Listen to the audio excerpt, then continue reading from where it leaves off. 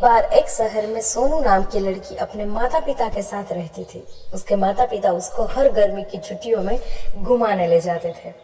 इस बार भी वो लोग घूमने के लिए शिमला गए हुए थे।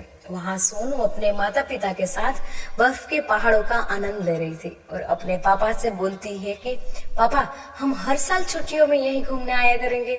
तो उसके पापा उसको कहते हैं, ठीक है, अगर तुमको यह जगह पसंद आई तो यही आया करेंगे।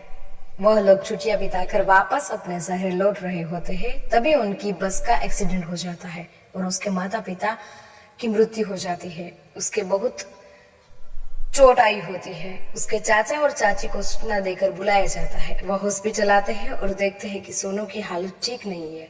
पत्थर में पैर काफी देर तक दबा होने से उसका पैर काटना पड़ता है। वह कुछ दिनों में ठीक हो जाते हैं और उसके चाचा चाची उसको अपने साथ घर ले जाते हैं और बहुत प्यार से रखते हैं। पर उनकी लड़की बीना को यह बात बिल्कुल पसंद नहीं आती है कि उसके माता पिता सोनू को उससे ज्यादा प्यार करते हैं।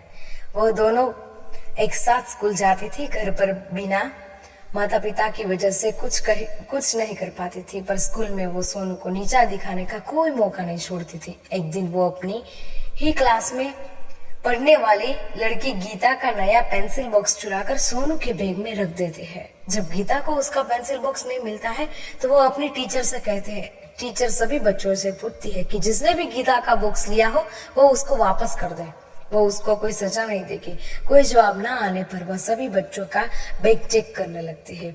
जब सोनू का नंबर आता है तो बिना कहते हैं, यह मेरी बहन है, यह कभी ऐसा नहीं कर सकती है। फिर टीचर बोलती है, रूल तो सभी के लिए समान होते हैं, इसलिए सोनू का बैग चेक करना पड़ेगा।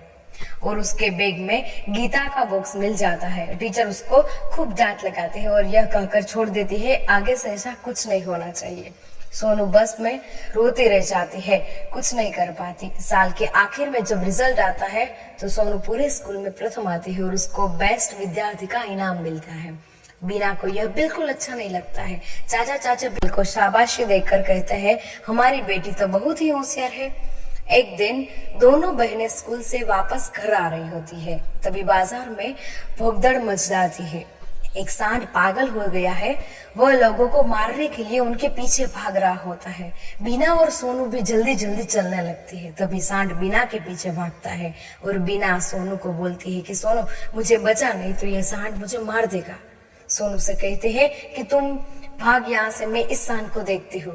बीना वहां से भाग जाती है और सोनू सांड की आंखों में घुलकर तूल उठाकर डाल देती है। तो सांड को बहुत गुस्सा आ जाता है और वो सोनू को उठाकर पटक देता है। इससे सोनू बेहोश हो जाती है और उसको बहुत चोट आ जाती है। जब चाचा को पता चलता है तो वो हॉस्पिटल भागते हैं। सोनू 2 दिन तक बेहोश रहते हैं। तीसरे दिन उसको होश आता है। बीना वहां आकर रोने लगती है और उससे माफी मांगती है।